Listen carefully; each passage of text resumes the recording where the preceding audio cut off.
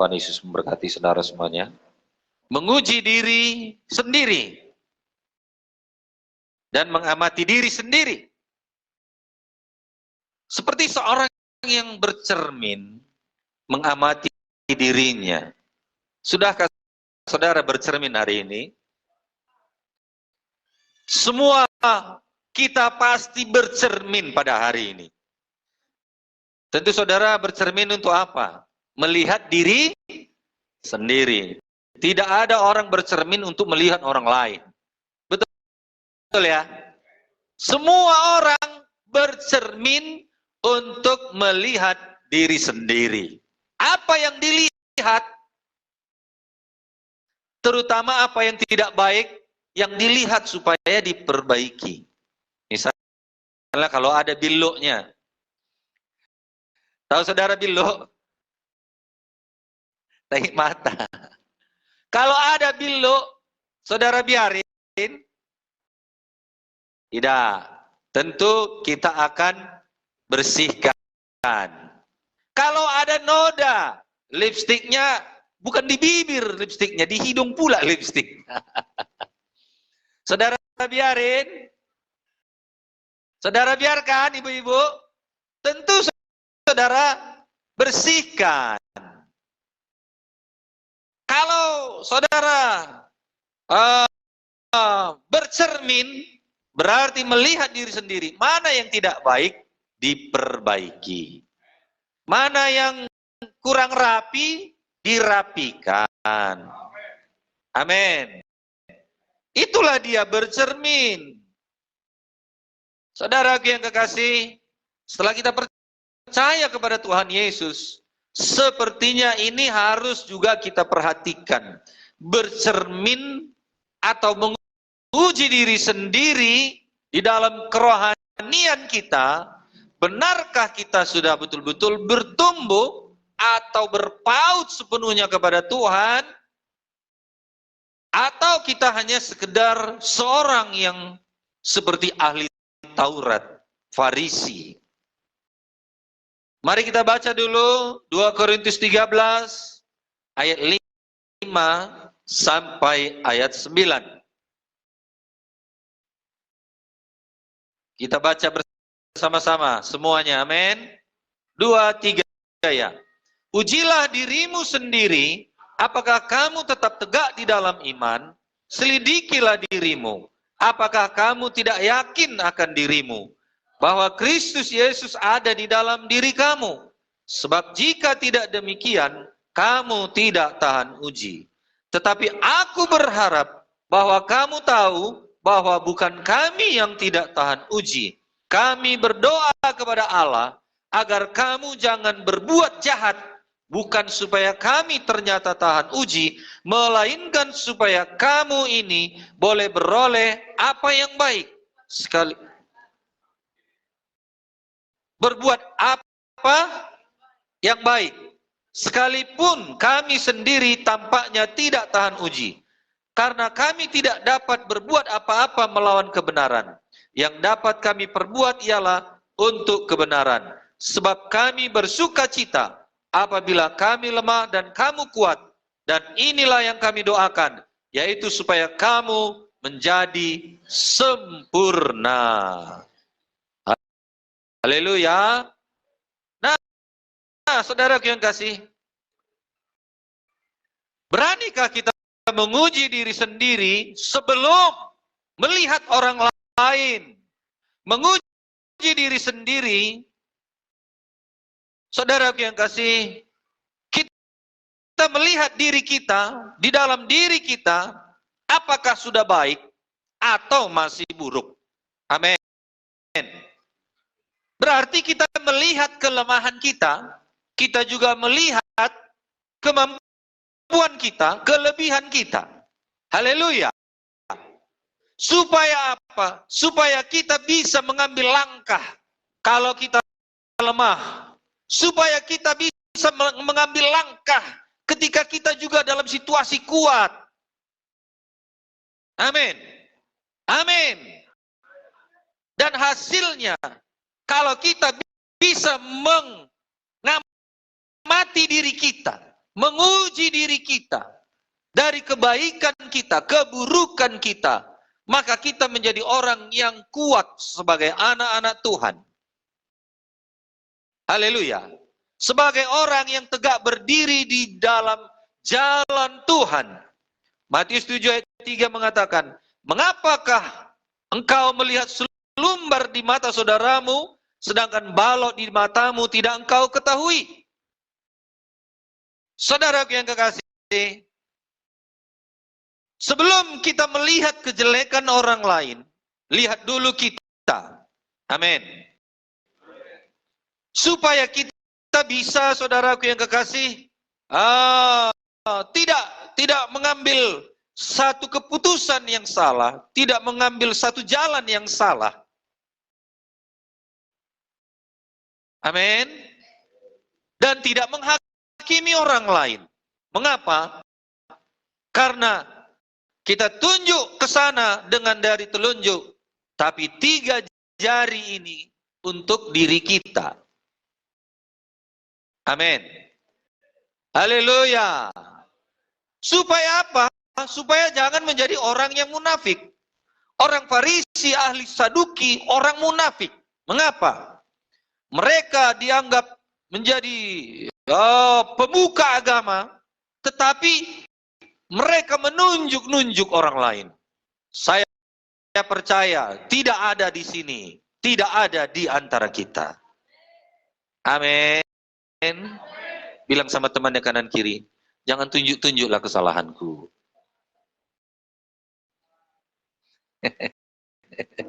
Bilang lagi, mungkin kesalahanmu lebih besar. Amin. Hai orang munafik, keluarkanlah dahulu balok dari matamu, maka engkau akan melihat dengan jelas untuk mengeluarkan selumbar itu dari mata saudaramu. Matius 7 ayat 5. Saudaraku, di sini kita harus hati-hati untuk mengeluarkan statement, mengeluarkan perkataan, lebih waspada untuk mengambil, saudaraku yang kekasih, satu tindakan. Amin. Haleluya. Jangan terburu-buru. Kalau memang itu tidak baik, tahan di dalam mulut ini. Amin. Kalau itu memang tidak baik, tahan handphone saudara. Haleluya. Haleluya. Oleh karena itu, saudaraku, kita harus benar-benar menjaga diri kita supaya kita berkenan di hadapan Tuhan. Amin. Yeremia 17 ayat 10. Aku Tuhan yang menyelidiki hati, yang menguji batin, untuk memberi balasan kepada setiap orang setimpal dengan tingkah langkahnya, setimpal dengan hasil perbuatannya. Kalau kita membaca ini, takutlah kita sama Tuhan. Haleluya. Haleluya. Daud, saudaraku, meminta Tuhan menguji dirinya. Luar biasa Daud ini. Apakah kita juga, nyanyian kita, doa kita seperti Daud ini? Ujilah aku Tuhan, cobalah aku. Periksalah aku, amatilah aku. Jalanku bengkokkah? Jalanku berkenankah? Amin. Haleluya. Saudaraku yang kasih, jangan berdoa, Tuhan, ujilah dia.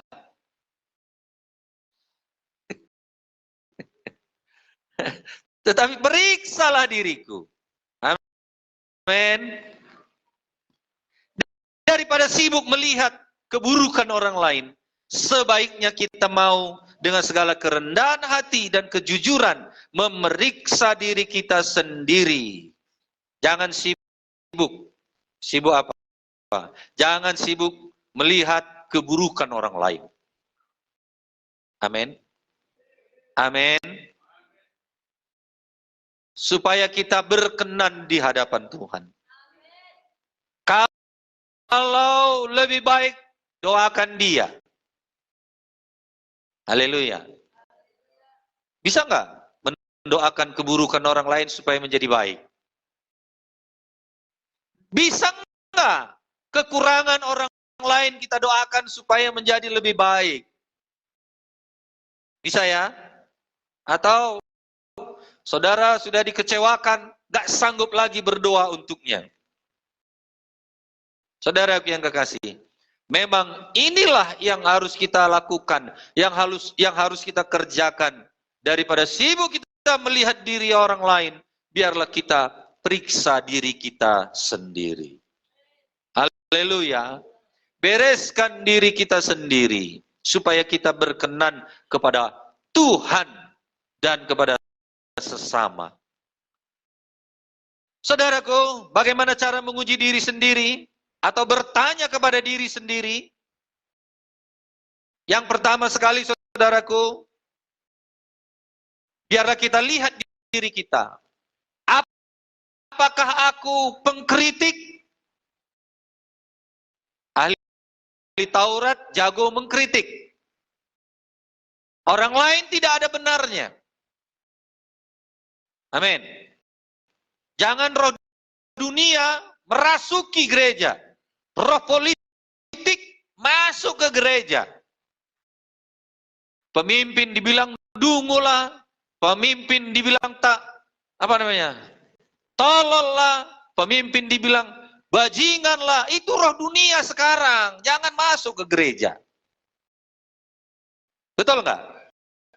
Bayangkan saudaraku, kejam itu. Pemimpin bangsa ini dikatakan demikian. Bagaimana dengan kita? Haleluya. Sanggupkah saudara berkata kepada anak-anak Tuhan yang lain, dungu, tolol, bajingan?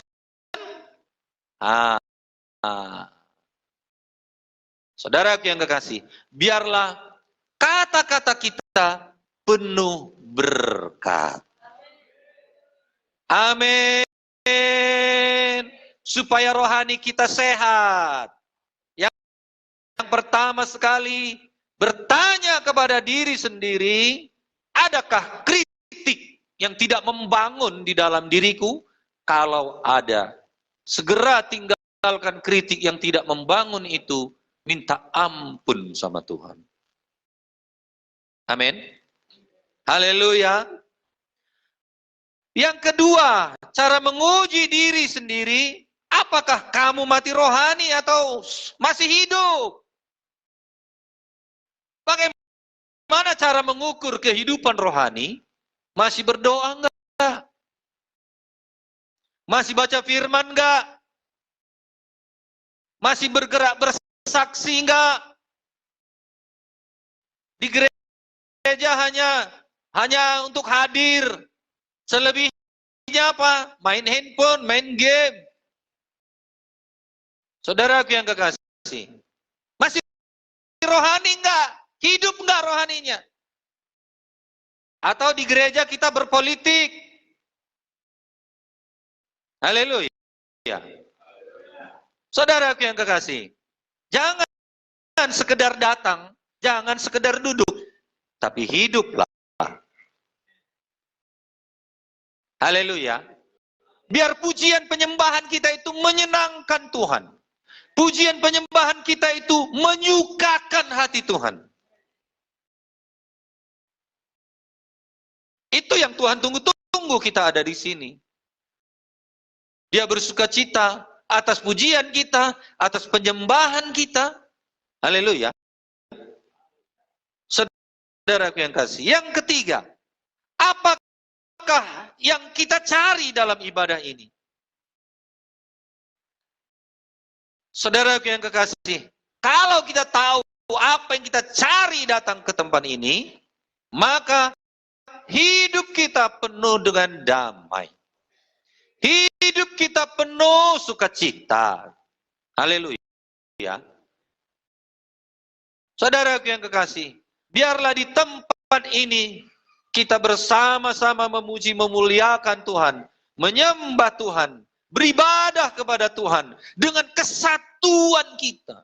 Karena kalau ada domba, satu aja domba di antara kita ini, lain-lain, aneh-aneh dia. Yang aneh-aneh itu nanti yang diterkam serigala. Kan gitu, domba kumpul di padang rumput, lalu satu ekor menyendiri, mencari rumput di tempat lain. Tahu-tahu masuk ke lubang, tahu-tahu ada serigala, tahu-tahu ada harimau. Amin. Jadi saudaraku yang kekasih, mari kita uji diri kita sendiri. 3 hal. Apa yang diujikan itu? 3 hal. Apakah itu benar? Amin. Yang kita kerjakan benar enggak? Atau yang dikerjakan tidak benar? Yang diucapkan benar enggak? Atau yang diucapkan tidak benar? Yang kedua, apakah itu baik atau tidak? Kalau enggak baik, jangan diucapkan. Biasa ini, tukang gosip. 3 perkara ini. Yang tidak benar dibenarkan, yang benar disalahkan. Betul? Betul? Jadi kalau mau menguji diri sendiri, yang diujikan itu, yang kita lakukan itu benar enggak? Yang kedua, yang dikerjakan itu baik enggak? Ada benar, tapi tidak baik untuk diketahui orang lain. Boleh jadi benar, tapi tidak cocok, tidak baik untuk kita. Misalnya saudara cerita kepada istri saudara, istriku itu mendengkur rupanya tidur. Ngomong suami saudara sama suami orang. Betul, memang benar. Tapi kan itu tidak baik bagi orang lain kan? Bagi diri sendiri juga tidak baik. Cemana? Dilakukan terus. Yang ketiga, saudaraku yang kekasih. Apakah itu penting atau tidak? Kalau nggak penting, jangan dibahas. Amin. Kan nggak penting menceritai diri istri sendiri kan? Nggak penting. Contoh ini, supaya kita bisa menguji diri kita. Kalau saudara di media sosial, saudara posting, benar, periksa dulu, baik nggak itu? Kalau nggak baik, nggak usah. Betul? Yang ketiga, penting nggak itu? Mungkin benar, tapi nggak penting. Jangan. Amin. Banyak orang tersandung nanti. Apa yang kita sebarkan kepada orang lain? 3 ini. Benarkah? Baikkah? Atau tidak pentingkah? Cek. Supaya jangan banyak orang tersandung. Supaya jangan banyak orang tersesat. Haleluya. Inilah yang kita butuhkan hari-hari ini. Di akhir zaman ini. Di mana media sosial semakin saudaraku canggih. Dan kita harus bisa menguasainya. Amin. Yang baik dan penting, itulah kita kerjakan. Haleluya. Jangan kebalikannya. Saudaraku yang kasih, sesuatu yang tidak benar dan tidak baik, tak kemana-mana, sudah saudara, ke orang tahu tentang diri saudara, tentang teman saudara, tentang suami saudara, tentang keluarga saudara, tentang jemaat yang lain. Mari kita jaga. Ada juga kalanya itu baik, tapi kita harus bisa memilah apakah itu penting atau tidak. Oleh karena itu, biarlah hari-hari ini, saudaraku yang kekasih, kita perhatikan supaya kita hidup di dalam damai sejahtera. Amin. Menguji diri sendiri, lulus di dalam menguji diri sendiri, maka kita menjadi orang yang dewasa di dalam Tuhan. Haleluya. Haleluya. Haleluya. Memang nggak bisa dipungkiri, ada kepuasan orang menggosip memang. Ada nggak itu? Nggak puas rasanya dia kalau nggak menggosip. Ada nggak itu? Ya, itu memang itu kepuasannya, itu manusia lamanya, itu kehendak dagingnya. Kita bilang pun berdoa, nggak bisa memuaskan.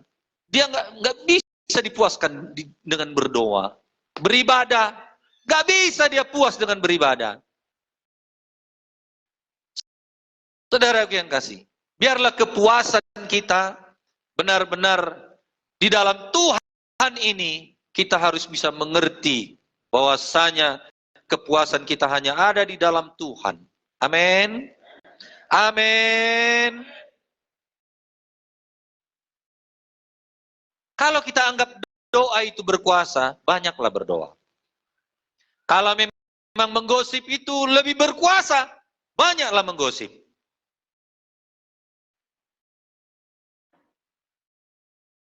Menggosip berkuasa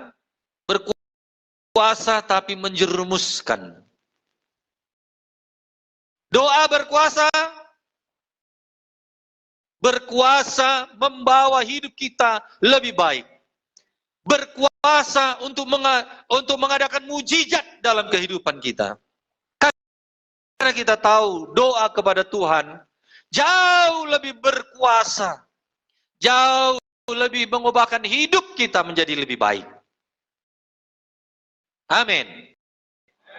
Amin. Jadi pilih mana? Berdoa, menggosip, berdoa, menjelekkan orang lain. Biarlah hidup kita penuh dengan doa. Haleluya. Saudara yang kasih. Jadi apa tujuannya kita menguji diri sendiri ini? Paulus mengatakan kepada jemaat di Korintus supaya menguji diri sendiri. Yang pertama sekali, karena ada guru-guru palsu dan ajaran sesat.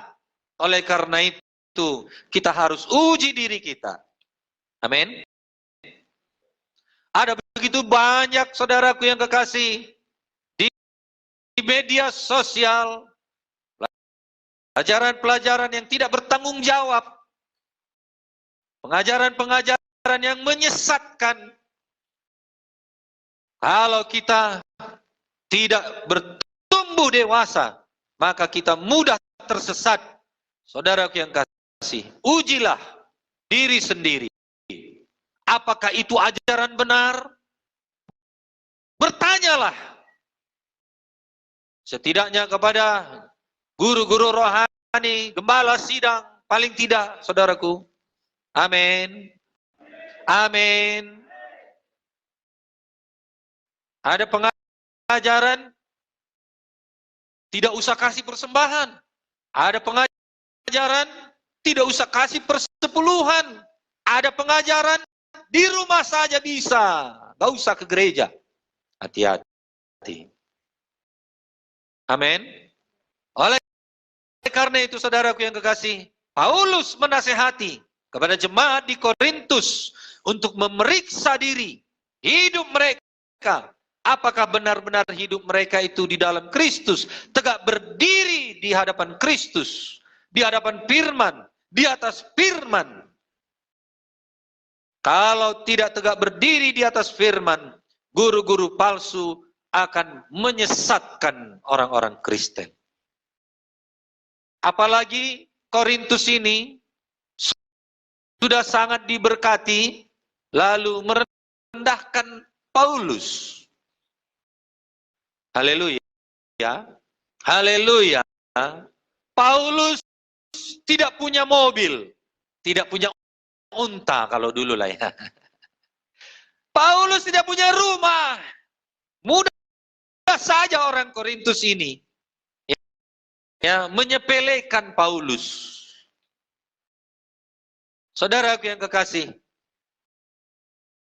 sehingga Paulus ini banyak tidak didengar oleh jemaat di Korintus. Perkataannya, nasihatnya sudah mulai diabaikan oleh orang-orang Korintus. Mengapa? Karena orang Korintus sudah merasa diberkati. Paulus nggak adanya apa-apanya itu. Cakap ajanya yang besar. Saudaraku, oleh karena itu, jangan ada di antara kita seperti jemaat Korintus. Amin. Haleluya.